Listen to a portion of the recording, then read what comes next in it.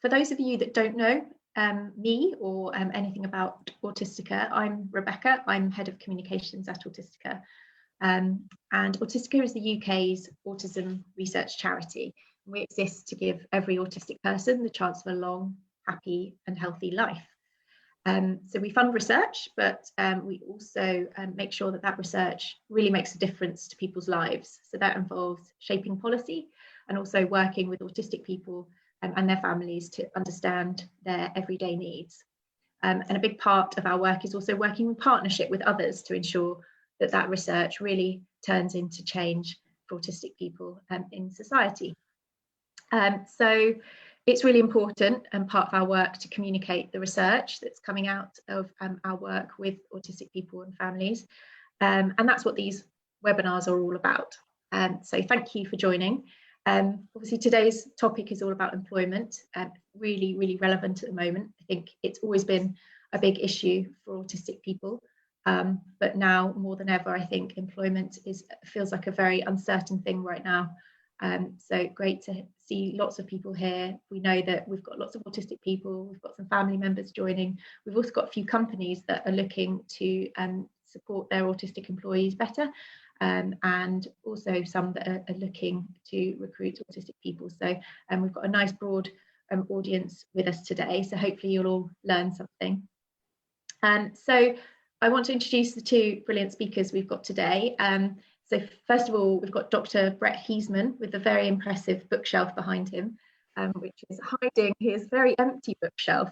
Yeah, I'm just in the middle of a house move, so my shelves are actually empty. So I've overcompensated a bit.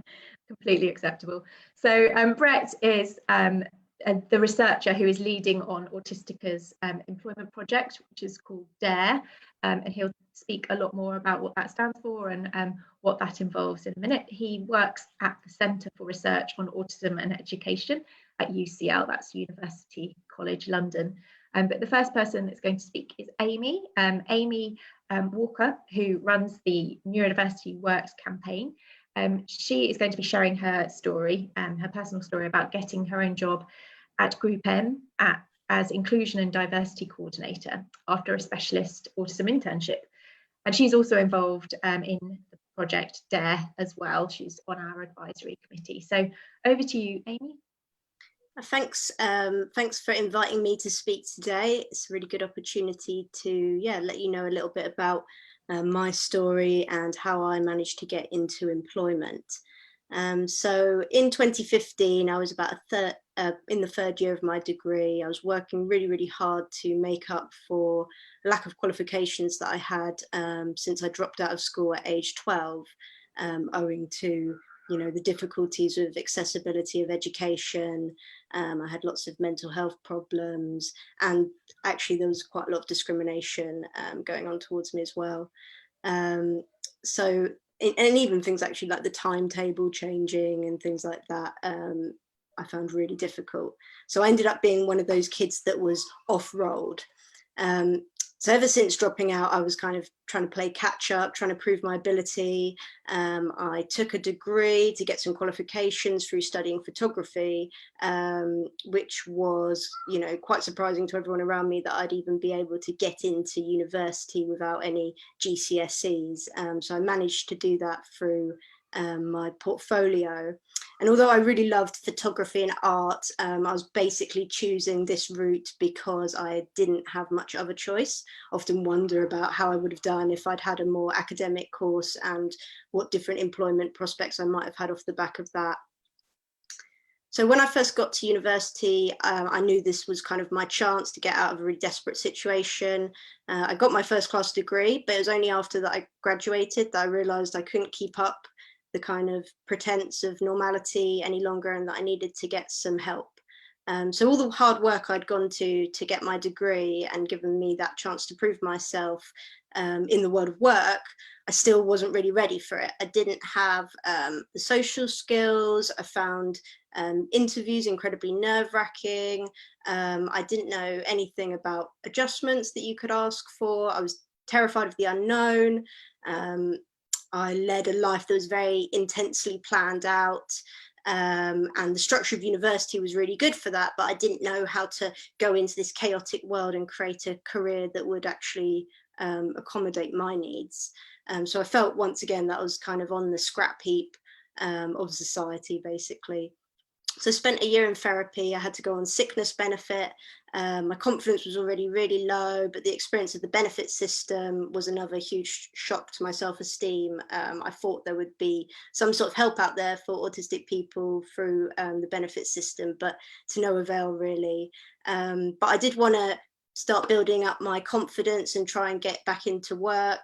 So I went on a few confidence building courses. I went on some schemes with other charities, but unfortunately, I didn't always feel so supported on those schemes. Most of them weren't aware of the specific needs of the autistic job seekers and would kind of try and convince me to fit myself into the system and sort of pretend to be someone else. So this all changed when I found out about the Ambitious About Autism exchange internship in the civil service. I hadn't imagined that I could kind of aspire to a professional role like the civil service with my photography degree and not much else. So I was over the moon when I found out that I'd got on the internship and was going to be doing a couple of weeks at the Department for Business, Energy and Industrial Strategy. So this was my first real opportunity to work at a big organization, go to an office, get the train up to London, and immediately there's a lot of barriers there. But the Autism Exchange Programme was an exchange of knowledge, so about autism. It's helping the civil service, understand how they can support autistic people that work for them. And it was also an opportunity for me to find out about adjustments that I could ask for. The team at Ambitious kind of worked out a plan with me around my specific conditions. So I have dyslexia as well. Find my anxiety levels can be really challenging in terms of getting into work. So we developed those together and they gave them to the manager. So everything was kind of laid out and ready to go. I'd never disclosed my diagnosis before in a job setting. I think I disclosed about my dyslexia in order to get extra time on tests and things like that. But I never really told anyone up until a few years ago that I was even on the spectrum. But having these adjustments, things like coming in half an hour later, having the time to walk from the train station rather than getting the tube, God forbid, that really helped me to get into the office, as well as lots of other adjustments that I had. So I got involved with the DARE project off the back of taking this internship. I did another internship as well, which led me to getting into a full-time position. And I kind of wanted to raise awareness of those opportunities that exist and try and talk to companies about my success story and help them understand, the policy changes and recruitment changes they need to make and what reasonable adjustments mean.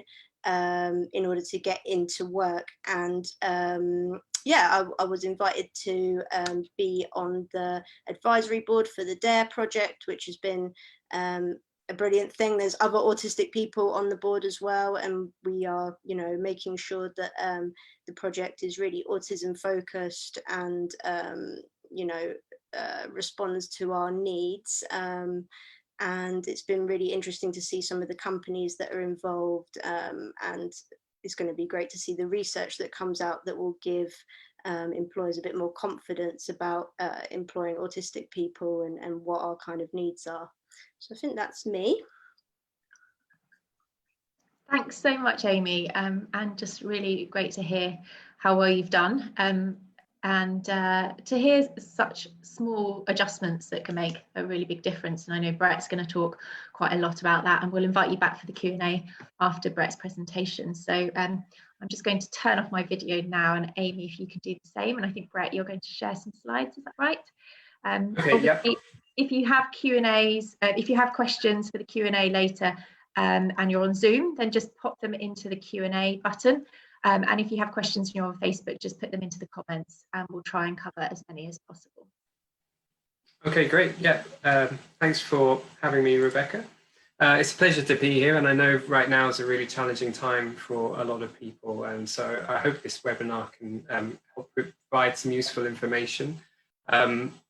I'm Dr. Brett Heasman, as Rebecca's already introduced. DARE is a project that's taking place between Autistica and CRAE, which is Centre for Research on Autism and Education at UCL.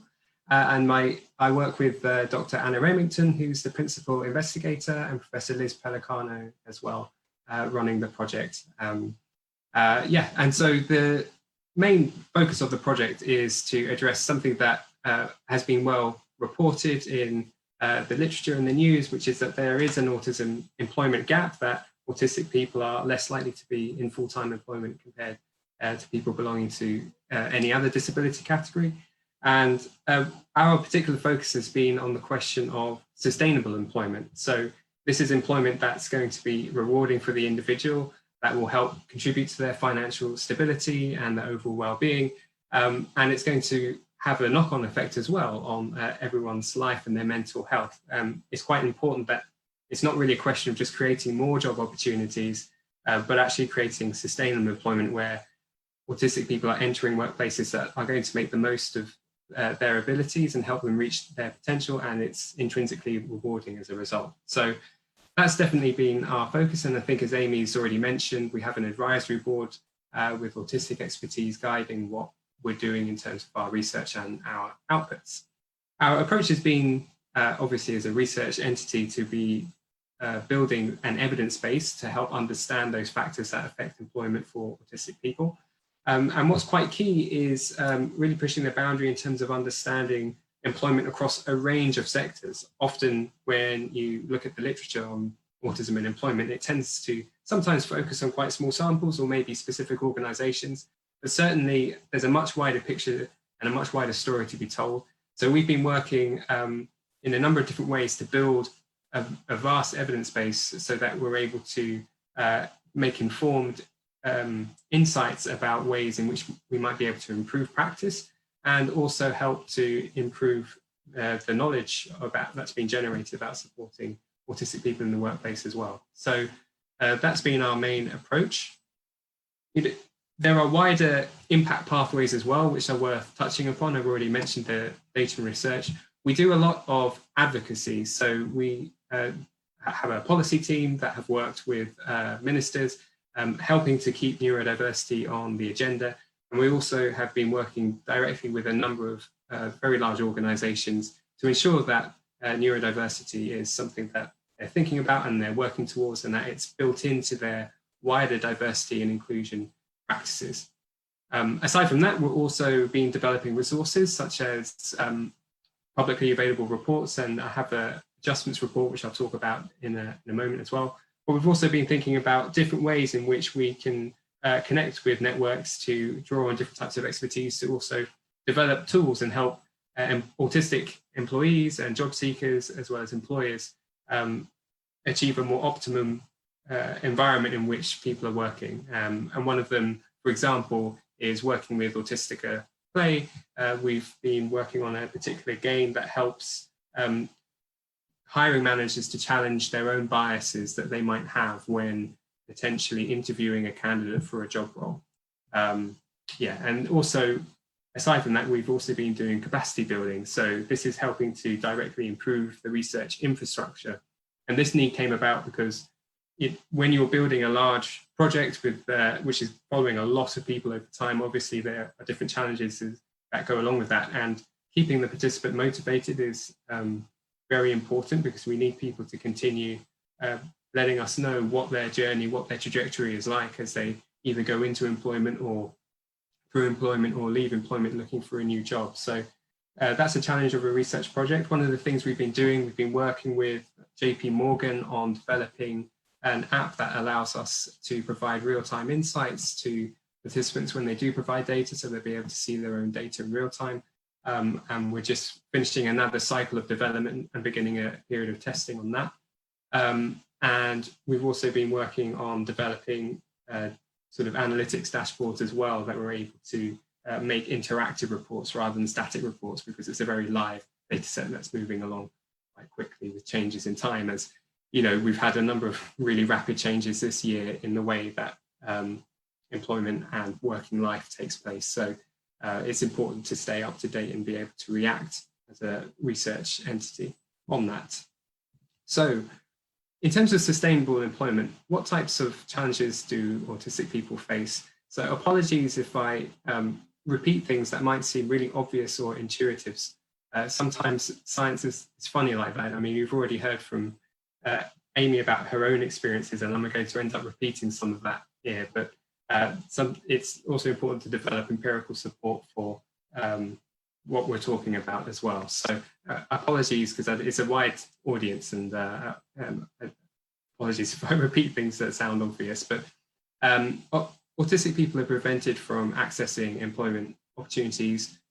One of the major barriers to that is the recruitment process. You know, the interview is a social situation. It's a situation where people must enter an entirely new physical environment, entirely new social environment with people they're not familiar with. And there's a lot of pressure in terms of having to present yourself in a particular way to sell your abilities. So everyone finds interviews challenging, but for autistic people, it's a really critical barrier to entering employment, particularly when they have the prerequisite skills for a job. So that's definitely one type of challenge. Another type of challenge is that often autistic people are ending up in job roles that are poorly matched to their skills. And that could be for a number of reasons. It might be that the job advert hasn't been written very well, in the sense that they haven't defined the boundaries of the job, that there could be quite fuzzy or grey boundaries, and the autistic candidate might end up doing things that aren't within their area of expertise or why they applied for the job role in the first place. There are other reasons as well, but it might be that hiring managers might have a very poor understanding of autism, or there's no neurodiversity training within the organization, and that can have a really big knock-on effect in terms of the types of responsibilities entrusted upon the individual, and how they're able to support the career development of the individual as well. So there are different challenges there around awareness and knowledge and organizational culture for enabling people to reach their potential. And then also, as I've mentioned before, companies might not be prioritizing neurodiversity within their diversity and inclusion agenda. And so often you might have, a company that has a very explicit policy about diversity and inclusion, but autism can be left behind sometimes in that, because it's not so visible as other types of diversity. And that's a particular type of challenge that can be really frustrating for autistic people working in that organization. And then from the employer side, there are really significant benefits to supporting neurodiversity. Obviously, employers are missing out. Diversity in itself offers a competitive advantage. You don't want a workforce where everyone thinks the same as your competitors. You want a workforce where people think differently. So it's a natural source of competitive advantage. Also, from just a human perspective, it's personally very enriching to learn from the diverse experiences of others. Certainly when we've been doing things such as helping to set up an internship scheme, a lot of the hiring managers might have apprehensions to begin with when taking on autistic candidates, but most of them report afterwards that it's really enriched their own management abilities and their understanding of what good and bad communication is. And so there are definitely advantages there. And also many people within workforces may already be neurodivergent, but be poorly supported because either they may be perhaps in an older population and didn't have access to particular diagnoses when they were younger, or that they've developed different types of coping strategies for managing their different challenges, but it's still having a significant impact on their quality of life. So it's important to be thinking about neurodiversity in different ways and different opportunities for supporting people with different thinking and processing styles.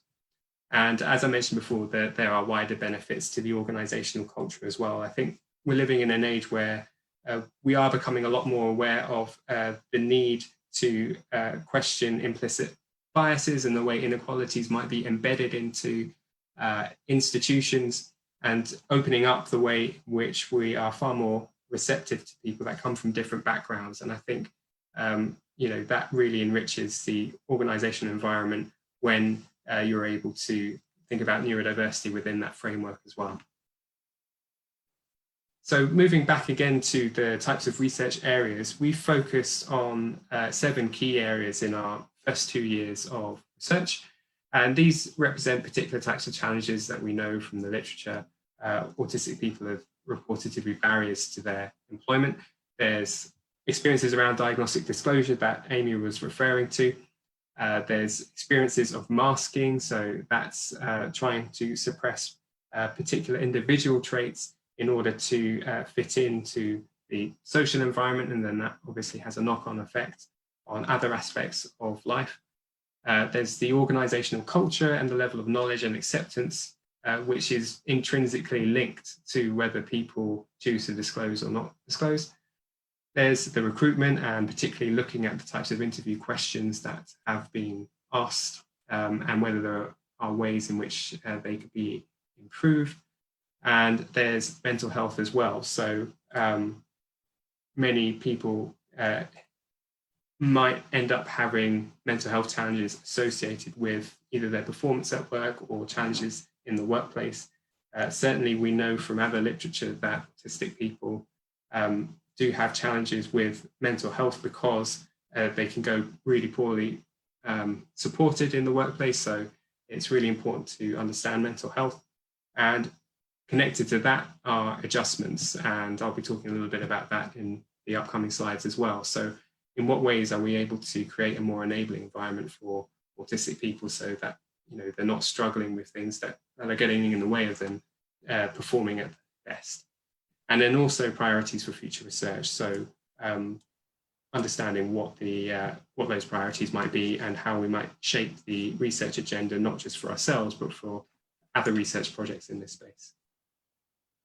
So I think, did you want me to talk about some key insights, or did you have a follow-up question, Rebecca? Yeah, so I'd really like to know a bit more about disclosure.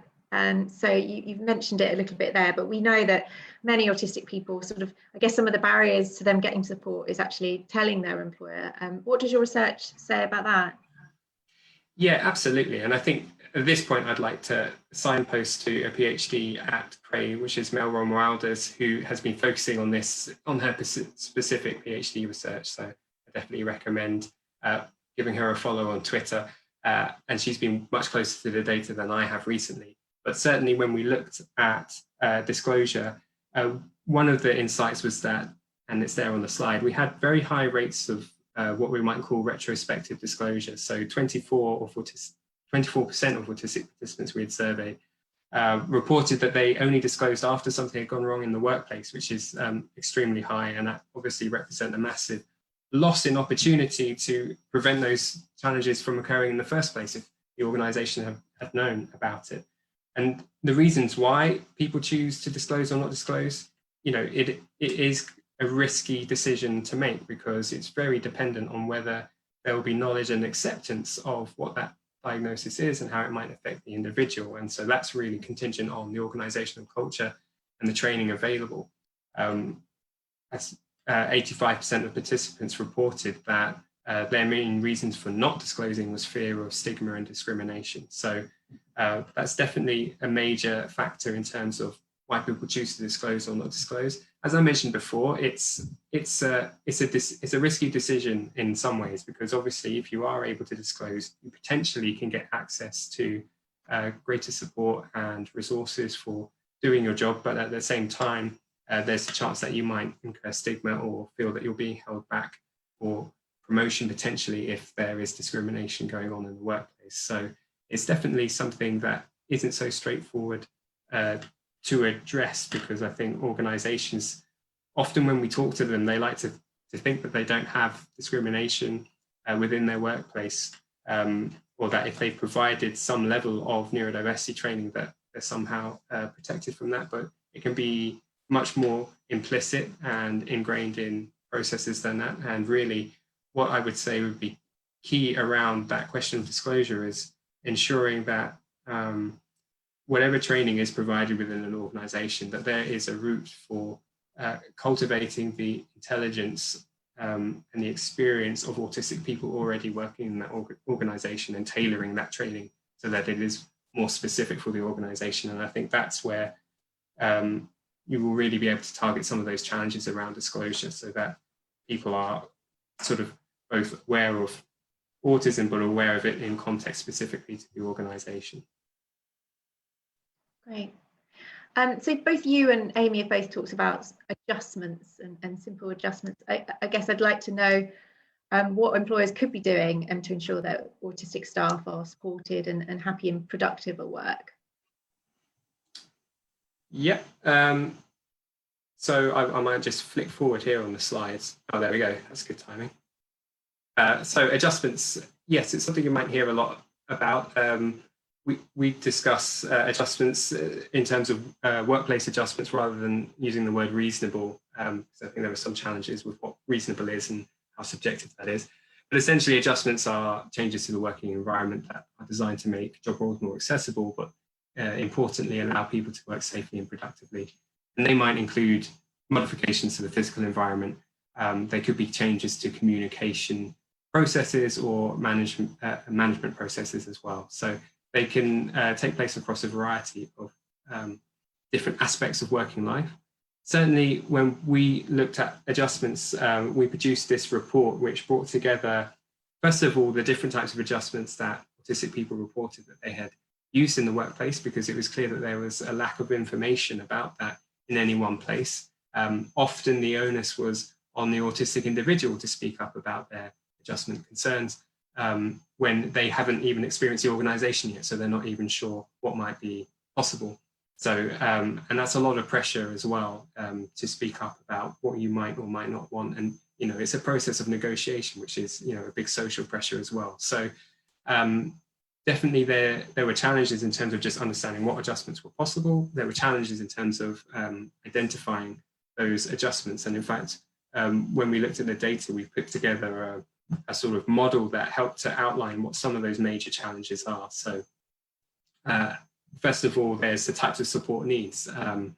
You know, some people may need particular distractions removed. So for example, if they have a particular sensory challenge that they might struggle to filter out a particular type of sound, so they might not want to work near an air conditioning unit, or they might be easily visually distracted, so they don't perhaps want to work in a place where in their sight line they're going to have lots of people walking around.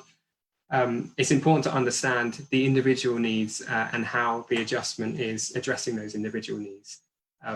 Also, it's really important that the organisation understands what types of adjustments they have used previously in the organisation, instead of each hiring manager having to reinvent the wheel to some degree, when if there was a better sort of pooling of collective intelligence within the organisation, it might help new candidates get up to speed quickly. So there's definitely an easy win there.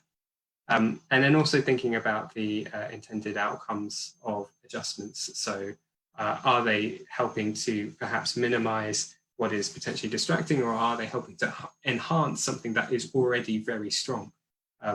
Adjustments can have different sort of objectives there. And then in terms of the implementation, how do you make them sustainable and last over time? And there are several questions around that. So the pathway to request adjustments, there's always opportunities to simplify that. Often people may have to go through several different contacts within an organization, depending on how big it is, from their line manager to perhaps occupational health. And, you know, that takes a lot of energy, just pursuing an adjustment. And so that's energy that's been taken away from the individual that could be much more productively used elsewhere, and it also decreases the likelihood that they're going to continue pursuing if it becomes challenging. So definitely, I think this sort of all orientates to the need for the organisation to be far more proactive in how they're supporting the implementation of those adjustments. Just moving on, because I don't think we've got time to go into each detail of every single one. But often we found that with the different types of adjustments people had used, most of them were low cost and very easy to implement. So we're not talking about things that are particularly challenging. I think now we're living in a world where everyone's embraced flexible working on a much wider scale anyway. And so, you know, my hope is that one of the positive outcomes of such a rapid change in employment practices that we would create and sustain more enabling flexible working practices for everyone. Yes, and then also tailoring the adjustments for individual needs. So there's a danger that you might use a particular adjustment because you think it you're only looking at the label, whereas actually each individual is different. What works for one person might not work for another person. I think there's definitely another easy win there, which is having something like a document, a sort of living document that goes with the employee as they move from different teams, documenting their adjustments and what worked for them so that they're able to hit the ground running much more quickly if there is a rapid change in their employment context and personnel with whom they're working.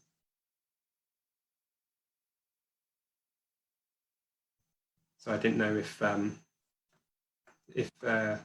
Amy wanted to jump in at all on any of those points. Yeah, I can do. So the kind of adjustments that I've had have been, like I mentioned, coming in later. I do a couple of days a week from home, but it's also things like just, your colleagues knowing about autism, having some autism training, and also just more general awareness of disability and how things might individually affect people, just like you mentioned, that there can't be a one size fits all. And just because something's different for me, maybe I don't have to go to a certain event, or maybe I'm not expected to do the same things that others are.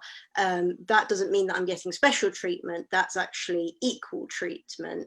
I could see on some of the comments on Facebook, someone, for example, was talking about their HR manager talking about giving eye contact. But for a reasonable adjustment to work, you need to be treated differently in order to be equal. And it's not quite fair to expect an autistic person who struggles with eye contact to be putting lots of extra energy into that when they just need to get on with doing their job. And so when it's explained in those terms, and when you can use also some visual aids about if someone has a physical disability, then they might need a wheelchair. Well, someone with autism is going to need these specific things that might seem a bit more kind of abstract and might seem like special treatment, but actually it's just going to enable you to do your job in the same way that people who don't have autism or who are neurotypical are able to. Very good points. Great. Okay. Well, I think we've got a nice bit of time now for Q&A. So if anyone has any questions, do stick them in the Q&A button on Zoom, or if you're on Facebook, then pop it into the comments, and we'll try and cover as many as we can. I've seen lots coming in, which is great. I think it shows how interesting the discussion has been today. So I'll go through some of them that are coming through here. I've got one specifically for Brett that asks around resources for self-employed autistic people.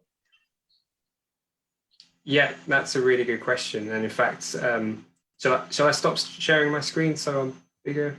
Yeah, let's make us all full screen. Yeah, really good question. And we do have data on from our participant pool. I think it's something like 15 or 20% are self-employed. Often they've chosen to be self-employed because they've been unable to find a workplace that understands autism or is willing to make an effort to understand autism. And so in some ways it's been a default choice. Also, in order to be in charge and have that control as well has been important. So that's also a really interesting question. What is also interesting as well is when you look at the employment profile of our participant pool, because we have such a larger than average number of people who are self-employed, when there's a big economic downturn, such as what we've had as well, it increases the economic vulnerability as well for autistic people disproportionately compared to the general population. So there are definitely challenges around there in terms of being self-employed and the exposure you have and the lack of protection that you might get from when you're working within an organization. So those are additional challenges that a lot of autistic people are having to navigate, especially now. I think in terms of what autistic people have reported that they've been using when they did become self-employed, well, they're able to create a very highly structured environment an environment where they're able to, you know, define the communication terms. So if, you know, they have clients that, you know, it can be mostly written. There was generally an avoidance of loads and loads of interpersonal contact that tends to, or used to be the norm before COVID in the business world. So definitely having a highly structured environment. And I think there are also some examples of autistic entrepreneurs being incredibly successful as well, and being able to have that control and being able to move at potentially a, you know, a faster rate because they've got such a clear idea of where they're going. And so, you know, if there are more examples of that, I think that in itself can also help to encourage autistic people to take on that risk and that uncertainty that comes with being self-employed, to become their own business leaders in their own right. But definitely, I think we need to look more at the data on that. And it would be really nice to carve out a specific study looking at that as well. Yeah, on a practical level as well, I think things like, I think the Department for Work and Pensions does have some loans, and there's the Access to Work scheme, which I think you can also use if you're self-employed to get the tools that you might need. And as well as that, there's places like the Prince's Trust that also help to invest in young people looking to start businesses. So that's some good routes to look at. I personally started trying to go towards self-employment with studying photography, and it is actually quite a social job, and the kind of photography that I really love to do, that was my kind of special interest, was documentary photography, which sadly the market was drying up for by the time I came to it. And I was really looking for some stability, something that could pay the rent. But I do know quite a lot of autistic people who have been very successful. My dad's self-employed, he's on the spectrum. And also at the company I work at, the parent company, WPP, one of our most successful creative agencies, AKQA, was co-founded by James Hilton, who's on the spectrum as well, and who's quite a big advocate in our industry for autistic people. So there's definitely a lot of success stories out there. Great. And then someone's asked about adjustments to ask for in interviewing. So good question, I think, for both of you. Brett, do you want to have a stab at that one? Yeah, absolutely. There are lots of little things that would make a really big difference. So, for example, one that can make a big difference is circulating the interview questions beforehand, and doing that for all candidates, so that there's obviously no bias involved, and you know, the interviewer gets much better answers anyway if people are able to practice them. Another small adjustment that can work is allowing people to have their CVs in front of them. Often autistic people might, in the pressure of the social moment, struggle to recall things that they've already done. And so being able to have a CV, and if both parties have the CV, so that you know what you're referencing, that helps to just anchor the conversation a lot more. I think also there's wins in terms of being able to share pictures of the environment and the journey to the environment where people are going to be interviewed, so that they can imagine what it is when they're practicing it.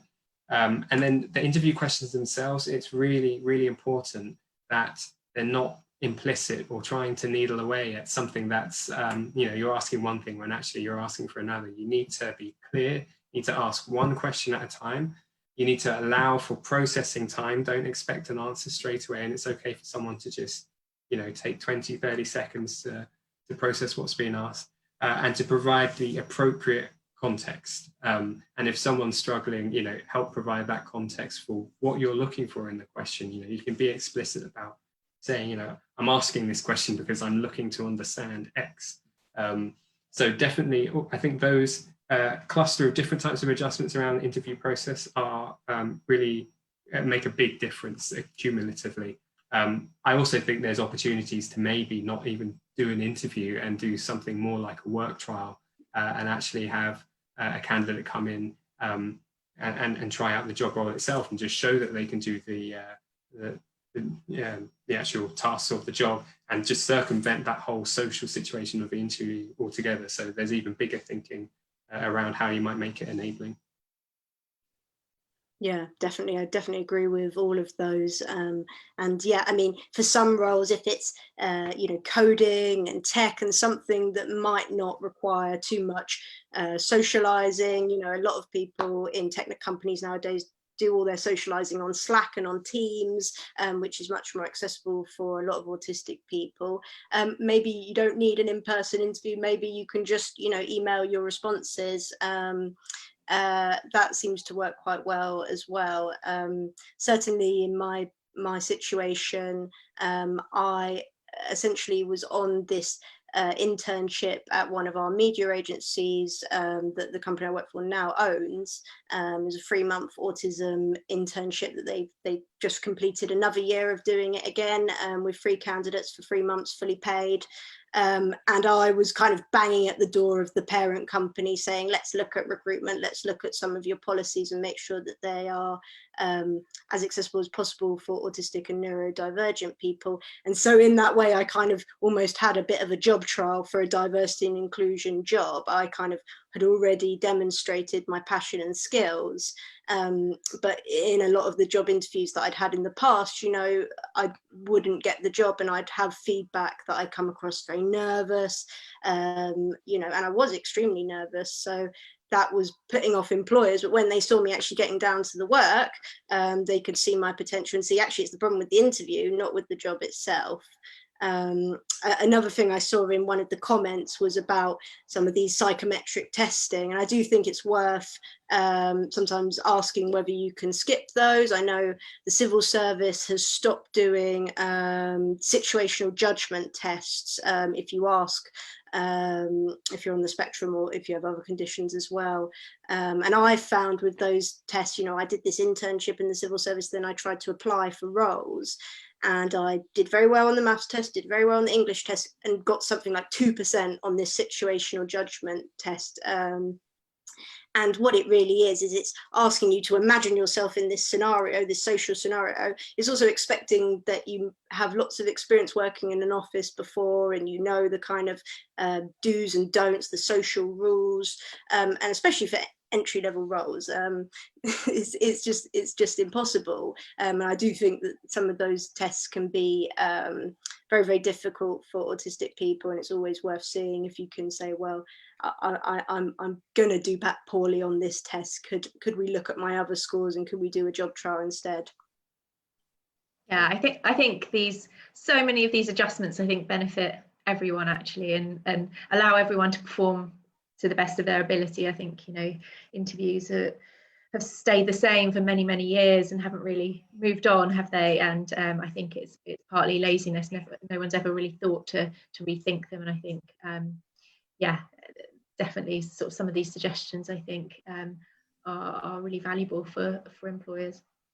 And we've had loads of questions in sort of along the same theme around how we can, I guess, prepare young people for the world of work, whether that's teachers preparing them at school quite early on, or when it comes to kind of transitioning from university into work.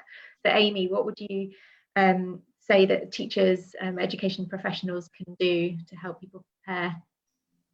I think if teachers can, especially if they've been involved with an autistic student and they've maybe gone through the DSA process and getting some adjustments at education level, it's also worth thinking about them before you get on to applying for jobs. And if teachers can help with that process, it does help to have someone outside of yourself who can look at your skills and abilities and maybe see what you struggle with that you might not notice.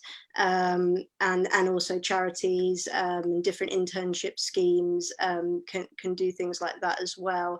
I think there's definitely a missed opportunity at a lot of universities to be kind of working with charities and the autism and neurodiversity world to find like specific opportunities that their autistic students can be going on to, because it's going to come up on the university records how many people are getting into employment, and autistic people are going to need that extra bit of help, but when they do get into work they're going to thrive and stay there longer than the average person. I think also as well, when I came out into the graduate world, there's a lot of talk around graduate schemes. You need to be on a graduate scheme, but is a lot of entry level, graduate level roles, and not to kind of put all your eggs in the graduate scheme basket, because it's very intense. They have all these tests, and actually they're picking the 1% out of thousands and thousands of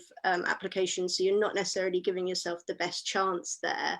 Looking at entry level roles, especially with organisations that have already done an autism internship, or have an autism employee resource group, or have spoken about autism ever in any of their comms, or even are just part of the disability confidence scheme. You can go on to the Disability Confident Jobs Board and find any organisations that have done that programme.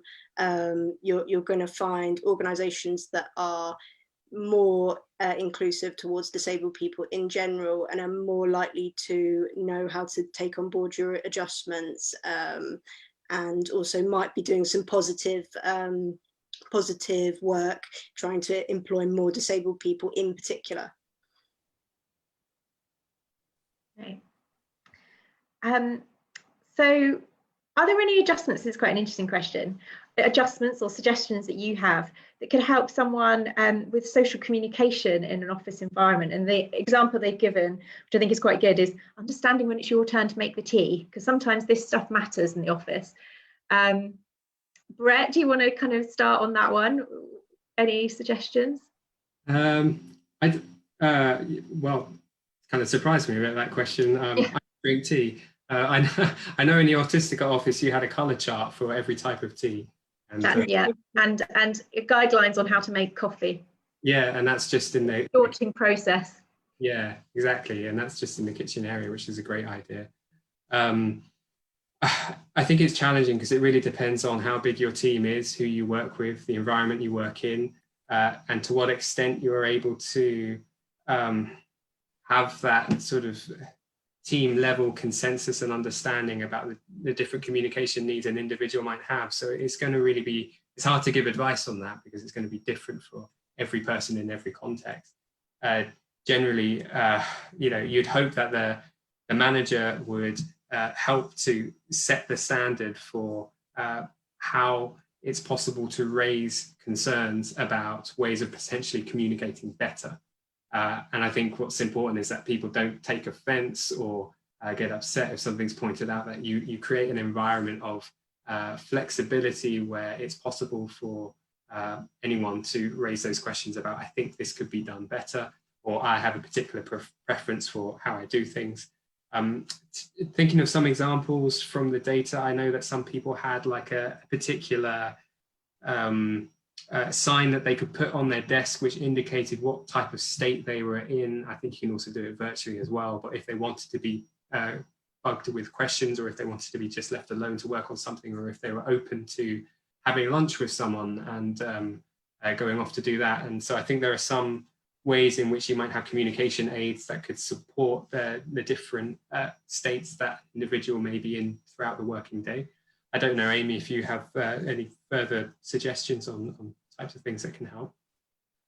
Yeah, I think having an understanding manager is a massive thing that will be the kind of make or break whether you get that kind of support. I had a great manager who would give me lots of prompts about the unspoken rules going around the office and politics and things that might be going on that I'm not picking up on, and that was really helpful. And actually she did that for other team members who maybe aren't on the spectrum but just like to get their head down and get the work done and aren't as social people in general.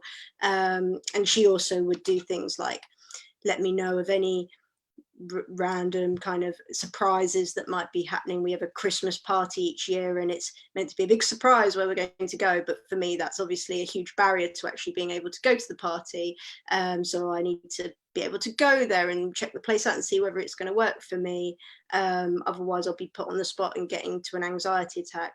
Or if some of our colleagues were going out for lunch, and maybe that's something that people kind of normally do in a quite impromptu way, she would make sure that at least every couple of weeks she lets me know, oh, we're going to be going out for lunch. Would you like to come? And to be honest, I usually said no, but and I'm certainly not someone that's been making the tea for anyone as well. But my team and people around me do understand what autism is. They've had the training, and I talk about my autism quite a lot publicly, and they see, you know, that I might be struggling with things. I write a post on LinkedIn and talk about kind of my specific difficulties as an autistic person.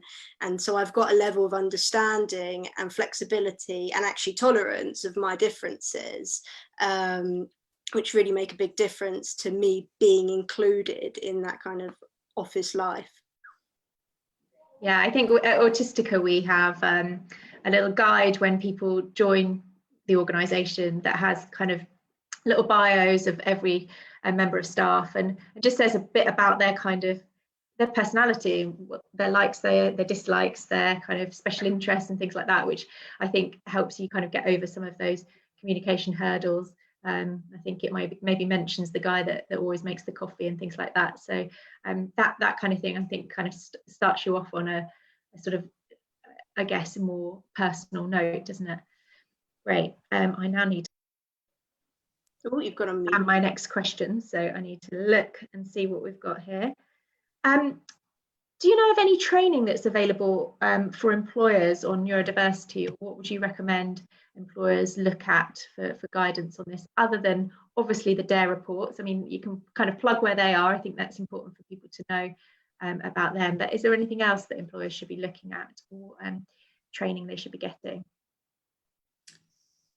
Did you want me to answer, or Amy? You can start off, Brett. Okay, yeah. So, I mean, as I mentioned before, part of our work is helping organisations understand more about what they can do. So we do offer some support in that. There are organisations that provide training as part of their core model. I think it's really important to have autistic expertise lead that training. So definitely that's something I would look for if you're looking for training. But certainly I think there are quite a few providers out there. I don't know if I can drop names of providers, but definitely there are some. I don't know, Amy, if you have some good advice on that front as well. I don't have any specific recommendations of organisations because I haven't taken the training, and I'd want to kind of check it over before recommending anyone in particular. But I am going to be looking for the, because I've got a website that goes with the campaign, the Neurodiversity Works campaign, and I send out newsletters about job opportunities and things like that. But I'm going to be compiling a kind of list of training, and it will say whether, you know, there's autistic people involved in that as well. But yeah, the training that my organisation went through was from Ambitious About Autism, and that did do a good job, but it's like a continuous process where we have like a lunch and learn where I might speak and my colleague who's got ADHD might speak, and we keep, you know, pushing about the disability and neurodiversity inclusion messages. And I don't think that just like a one-off training will do the job, but certainly for hiring managers it is important that even if it's more top level kind of disability training, then I think it can make quite a big difference to your chances of getting into work, for sure. Yeah, I guess I should have added as well that when we have done training, ours is evidence-based, so that's often using data that we've already gathered from the organisation, so that it's relevant to what the employees are saying, rather than, you know, just a generic training. So, but I think there are lots of, you know, options out there as well. Yeah, you might want to start off just by inviting some autistic advocates in to do like a lunch and learn or a webinar like this, just where they talk about some of the barriers they've had, or discriminatory incidents, things like that. Just gets to start people thinking as well, and to have a more kind of broader cultural approach that will kind of win more minds over. I think that can be quite successful. I think that's a great point. And as you said, Amy, it's a commitment as well. You can't just do one training and then expect it. It's something everyone's got to be committed to continuing to push their boundaries and question their own biases. So, yeah. Absolutely. Oh, I think you're on mute, Beck. Thank you. I really want to ask this final question, but I know we're just about to run out of time, but we'll have to make this our final one. What would you just say to someone who's been denied an adjustment that they've asked for? Amy, do you want to go first? Well, okay, so if an adjustment is reasonable, then and the employer knows that you have a disability, then you are entitled under the Equality Act to that adjustment. Now, what is reasonable depends on the company. So for a very small company, for example, if they had to make lots of expensive changes, they might not deem that reasonable, but then they could use the Department for Work and Pensions Access to Work Fund, which will meet the cost for quite a lot of adjustments. You know, it was originally designed for people with physical disabilities, which can be extremely expensive to accommodate. So there is that option. But if you're dealing with a large organisation, I would talk to their HR department. If you're already talking to the HR department, talk to the top person and just state, look, you know, under the Equality Act, I'm entitled to a reasonable adjustment, and I believe that the adjustment I'm asking for is reasonable. Please, can you explain why you're not giving it to me and why you think it's unreasonable? And if they can come back with a response on that that, you know, doesn't quite meet your expectations, then it would be worth, you know, talking to disability employment lawyers, and looking online. You can talk to Citizens Advice Bureau as well, because this is your legal entitlement. And in a lot of cases with autism, and especially if it's a kind of medium to large size employer, that the adjustment would be reasonable. And there might be something about the way they're thinking about it that seems like it's an unfair advantage, but maybe you can give some element of that advantage to everyone as well, and it might actually make the workplace better, or the recruitment experience better for everyone. That's what I'd say. Yeah, I think, you know, I have a big issue with this word reasonable, because it's such a grey area. And in fact, when we ask participants, what do you think managers think about when choosing to give an adjustment or not? And most of them said it was basically whether they valued the employee or whether they liked the employee. And, you know, the reasonable was a grey area that could be distorted to suit that particular political purpose. So I think it just opens up unnecessary ambiguity. I think there's also the challenge for people who, you know, have needs or don't have a diagnosis, or who are self-diagnosed as well, and how do they access adjustments? So I think this is one place where the policy needs to be improved, and hopefully, you know, with the evidence we're producing, we can play a role in helping to shape that. Brilliant. Well, thank you both so much. Thank you to everyone that's joined today. I think in the chat there's going to be some links to a feedback survey. We'd love to hear from you, whether you enjoyed the webinar. It will really help us to develop similar events like this in future. And you can join the Autistica network if you're not already a member. It's a free network to join, and it's for anyone that has a personal experience of autism, whether you're autistic, whether you're a family member, or whether you work professionally with autistic people. And we'd love you to join.